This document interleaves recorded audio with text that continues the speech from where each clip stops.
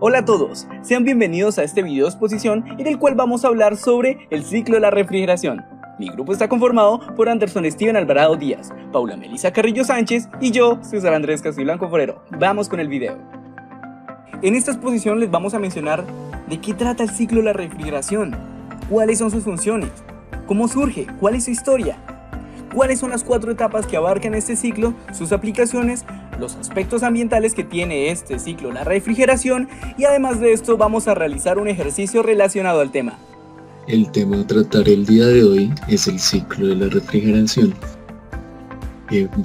Es un ciclo que por medio de la utilización de un refrigerante busca transferir el calor de una fuente de mayor temperatura a una de menor temperatura. Básicamente es un intercambiador de calor que, ya sea por sus capacidades caloríficas, absorbe el calor del ambiente o del medio en el que se encuentre, con lo cual pues lo enfría. Normalmente pues este ciclo es de circulación forzada, en el cual pues se puede hacer mediante un ventilador de aire o se pueden usar tubos de aletas para aumentar la superficie de intercambio. ¿Para qué se emplea el ciclo de la refrigeración? Bueno, realmente el ciclo de la refrigeración tiene bastantes aplicaciones en nuestra vida cotidiana, como lo puede ser por ejemplo la climatización de espacios habitados, es decir, casas, apartamentos, inclusive edificios. También se puede emplear para la conservación de alimentos o también para medicamentos u otros productos que también se puedan degradar en altas temperaturas. El hecho de que la refrigeración sea un ciclo quiere decir que pasa por una serie de fases o estados con el transcurrir del tiempo. Ahora bien, ¿cuáles son las 4 etapas del ciclo de la refrigeración? Bueno, resulta que este ciclo consiste en 4 etapas.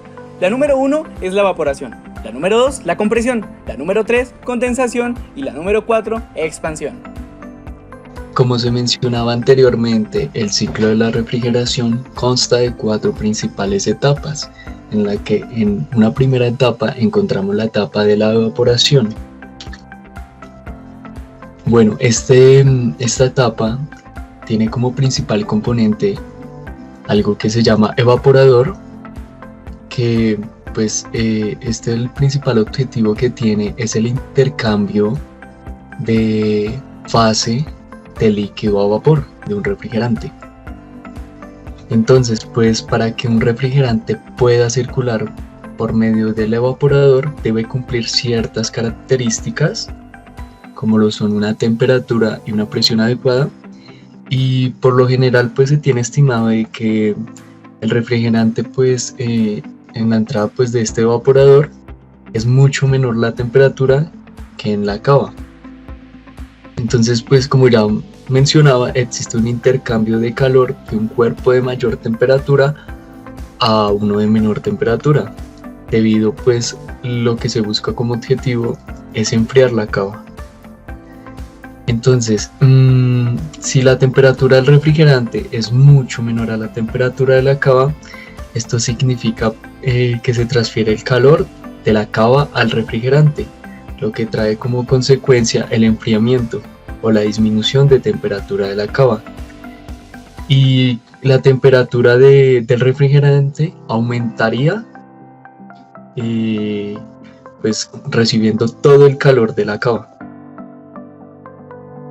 Entonces, pues luego de esta salida del evaporador, se toma el valor de la temperatura por medio de un bulbo de sensor de temperatura, y esta misma, como pueden observar en la imagen izquierda, se la entrega a una válvula de expansión, que pues esta se encuentra al inicio del evaporador a una pequeña distancia de él. El orden o la estructura de estas etapas. Entonces pues tenemos como una primera etapa el compresor, todo inicia en un compresor, todo este refrigerante pasa a un condensador, luego a una válvula de control y ingresando a un evaporador. Entonces pues en este evaporador el refrigerante pues entra en estado líquido, alcanzando pues un punto de saturación o un punto máximo, lo que hace pues que se convierta en gas, y pues ocurre cuando un flujo de aire de la estancia le permite pues la transferencia de calor al refrigerante, repitiéndose así el ciclo en aires acondicionados. La etapa de la compresión. Esta etapa es sumamente importante. Lo que ocurre aquí es que el compresor absorbe, toma el refrigerante que sale de la etapa de la evaporación, es decir, la etapa anterior, y lo comprime de tal manera que tenga una mayor temperatura y asimismo una mayor presión. ¿Por qué se aumenta la temperatura del refrigerante? Lo que ocurre aquí es que básicamente aumenta debido a la energía que recibe a partir de la compresión que se está realizando en el cilindro del compresor. Y de esta manera se comienzan a modificar sus valores de presión, su temperatura, y además de esto, cuando el refrigerante sale del compresor, reduce su volumen. Y entonces, en resumidas cuentas, la temperatura aumenta debido a que se agregó un proceso de compresión. Cuando decimos que la etapa de la compresión es una de las etapas más importantes en lo que respecta al ciclo de la refrigeración, es porque básicamente para las máquinas refrigeradoras y los sistemas de climatización que nosotros conocemos para los ambientes, esta parte del compresor viene siendo básicamente como el corazón de la máquina, como el corazón del sistema. ¿Por qué? Porque esta es la parte mecánica que se encarga de hacer fluir el refrigerante por todo el circuito, y de esta manera logra tener una mayor presión y una mayor temperatura en el proceso. Lógicamente, dependiendo del tipo de máquina, existen diferentes compresores, como por ejemplo existen compresores de pistón, otros que son tipo scroll, otros que son de tornillo, compresor centrífugo inclusive, pero todos estos al final cumplen una misma función. Ahora bien, ¿qué sistemas internos podemos encontrar en el compresor? En el sistema de admisión lo que ocurre es que básicamente este se encarga de que el compresor reciba lo que viene siendo el fluido de la etapa anterior, es decir, del evaporador. En lo que viene siendo la etapa del arranque, aquí lo que hay es una especie de motor, y este motor lo que hace es que se responsabiliza de hacer girar el rotor del mecanismo de tal manera que empiece la compresión en el sistema. Y por último, el sistema de control se encarga de graduar, de regular lo que viene siendo la presión de la entrada y la salida, de tal manera que haya una especie de control en el sistema y que todo esto se pueda comprimir de una manera correcta. Ahora bien, así como hay componentes internos, también hay componentes externos. ¿Cuáles son los componentes externos de un compresor de refrigeración? Bueno, los dos principales son la válvula de expansión y por último el sistema de ventilación. La válvula de expansión es básicamente responsable de hacer de que el refrigerante viaje por todo el sistema, no solamente por el componente del compresor, sino que viaje por el resto de los ciclos. Y además de esto, el sistema de ventilación básicamente se encarga de transmitir el intercambio de calor, donde se va a empezar a modificar lo que viene siendo la temperatura del ambiente. Número 3 tenemos la condensación. Aquí el vapor fluye por la línea de descarga hacia el condensador, donde libera el calor hacia el exterior. Cuando el vapor libera su calor hacia el aire más frío, su temperatura se reduce a la nueva temperatura de saturación, que es correspondiente a la nueva presión. El vapor se condensa volviendo a su estado líquido. Antes de que el refrigerante alcance el fondo del condensador, este se condensa todo el vapor y se enfría. El líquido enfriado llega al regulador y está listo para comenzar un nuevo ciclo de refrigeración. Aquí el gas refrigerante a alta presión y la alta temperatura rechaza el calor hacia el medio ambiente, pasando por una corriente de agua fría o de aire, combinando así de gas líquido a una alta presión. Hablaremos de dos tipos de condensadores, teniendo como ejemplo el aire acondicionado. Como definición tenemos que la función del condensador en un aire acondicionado se encarga de reducir la temperatura del refrigerante en un estado de vapor hasta volverlo líquido mediante varios procesos según sea su clase. Este consiste en un intercambio de niveles térmicos. En el condensador el refrigerante cede más calor que el absorbido en el evaporador, esto gracias a la presión que tiene el compresor. Al ceder calor por presión y temperatura, el refrigerante desciende el punto de saturación donde se condensa, aquí pasando a su fase líquida. Como condensador del aire, este es uno de los condensadores que están más equipados en los aires acondicionados domésticos, ya que asemeja un radiador de automóvil parecido a su estructura y la operación que adopta. El aire forzado por un ventilador pasa a través de una bombina cubierta con aletas o panales destinados a multiplicar la superficie en contacto con el aire, así evaporándolo y dando un aire refrigerado, como vemos en la imagen. En la parte derecha tenemos el condensador de agua, que es especialmente destinado a locales profesionales. Aquí este es más voluminoso y ruidoso. Sin embargo, se beneficia de una mayor eficiencia que es su contraparte del aire. Aquí la unidad de condensación autónoma o torre de enfriamiento se puede colocar fuera de las instalaciones. El intercambiador de temperatura se coloca horizontalmente. Aquí es atravesado por unos chorros de agua pulverizada, como se muestra en la imagen en el punto 3. Esta parte de agua se transforma en vapor que se extrae y así se disipa a la atmósfera mediante una alta ventilación. El agua caliente diferencial cae por gravedad en un tanque de retención. Aquí bombea de nuevo su ciclo. Este sistema consume bastante agua potable, lo que lo caracteriza como poco ecológico, que constituye su principal inconveniente. En la etapa número 4 tenemos la expansión. En esta etapa se desarrolla por un mecanismo de control de flujo, donde este dispositivo retiene ese flujo y lo expansiona al refrigerante para así facilitar su evaporación. Este refrigerante tiene que estar en estado líquido a una alta temperatura y a una alta presión. Este fluye a través del regulador hacia el evaporador, ya dicho. Aquí procede el condensador, se introduce el evaporador a través de una válvula de expansión. Esta última se inyecta de forma continua y refrigerante en condiciones adecuadas para que se mantenga permanentemente, para que corresponda a la temperatura que se desee alcanzar. Tenemos aquí que la válvula de expansión consta de un elemento termostático. En la imagen superior izquierda lo muestra como el punto número 1. Este va separado del cuerpo de la válvula por una membrana. El elemento termostático está en contacto con el bulbo, que vendría siendo el 2, a través de un tubo capilar. Este cuerpo de válvula se acentúa de válvula al número 3 y al muelle, que vendría siendo el número 4. Para el funcionamiento de la válvula de expansión termostática, este es determinado por 3 presiones fundamentales. En la presión número 1 tenemos la presión del bulbo, que actúa en la parte superior de la membrana y en la dirección de la apertura de la válvula. En la presión número 2 está la presión del evaporador, que influye en la parte inferior de la membrana y en la dirección del cierre de la válvula. Y finalmente en la presión número 3, la presión del muelle, que igualmente actúa en la parte inferior de la membrana y en la dirección del cierre de la válvula. Estas presiones las podemos destacar en la imagen inferior. Cuando esta válvula se regula, hay un balance entre la presión del bulbo por el lado de la membrana y la presión de evaporación del muelle por el lado opuesto de la membrana.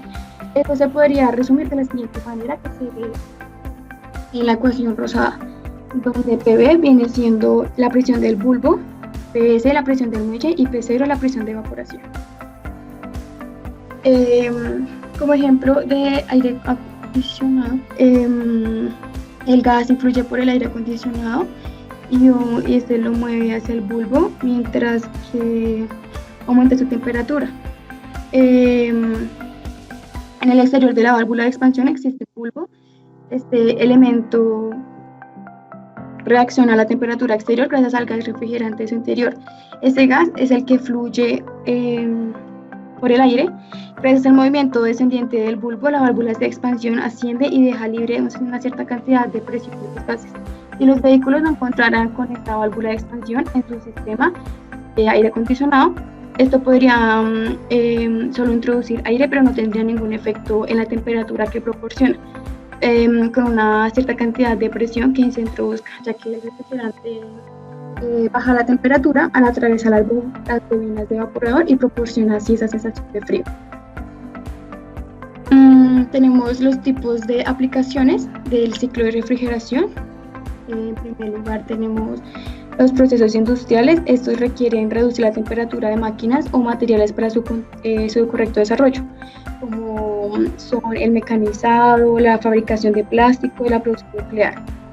La criogénesis o enfriamiento a muy bajas temperaturas es empleada para algunos gases o para algunas investigaciones científicas. Los motores de combustión interna, aquí en la zona de las paredes de los cilindros y en las culatas de los motores producen algunas temperaturas que son bastante altas, lo cual es necesario refrigerar mediante un circuito cerrado donde una bomba envía líquido refrigerante a las galerías que hay en el boque del motor, y la culata de allí pasa a un radiador de enfriamiento y un depósito de compensación. Las máquinas de herramientas aquí también lleva incorporado un circuito de refrigeración y lubricación. Tenemos también los aparatos electrónicos, que es donde la mayoría de los aparatos estos requieren alguna refrigeración, que generalmente consiste en ventilarlas, lo cual hace que circule el aire del local donde se sitúan, y otras veces sencillamente hace que el círculo del vapor entre por convección. En cuanto a los aspectos ambientales, cómo los refrigerantes, cómo el ciclo de la refrigeración puede directamente impactar en los recursos ambientales. El primer aspecto que nosotros podemos destacar es que afectan la capa de ozono. ¿Cómo la afectan? Bueno, lo que pasa es que estas máquinas lo que tienden a hacer es liberar hidroclorofluorocarbonos, que son básicamente relacionados con la sigla HCFC, por lo largo de su nombre. Estos gases contienen átomos de carbono, y estos al entrar en contacto con la estratosfera lo que hacen es que debilitan básicamente lo que viene siendo la capa de ozono. Ahora, esto lleva a un segundo efecto, lo que viene siendo el calentamiento global. Lo que ocurre con ciertas máquinas refrigerantes es que estos poseen los famosísimos PCA. ¿Qué son los PCA? Es una sigla que quiere decir potencial de calentamiento atmosférico. Estos PCAs se dicen que son 1500 veces más nocivos inclusive que el dióxido de carbono para la atmósfera, aumentando cada vez más y más el efecto invernadero. Pero bueno, compañeros, les tengo una buena noticia. Existen refrigerantes que son agradables para el medio ambiente, como por ejemplo el refrigerante hidrocarburo de propano. ¿Qué es lo que pasa? El propano es una de las alternativas más convenientes para los refrigerantes. El propano no es un gas tan nocivo y además reduce las emisiones directas que van hacia la atmósfera. También está el refrigerante de isobutano. Esta, a diferencia del de propano, no se utiliza generalmente en lo que viene siendo aire acondicionado, sino que ya se utiliza más para congeladores, puesto que tiene una gran capacidad de enfriamiento. Aún así, trabajando a unas elevadas temperaturas, el isobutano logra su cometido. Muy bien, pero ahora ¿qué les parece si realizamos un ejercicio respecto a este tema? A continuación vamos a presentarles una animación que va a ser narrada por nosotros y vamos a ir explicando paso a paso cómo desarrollar un ejercicio de este tema.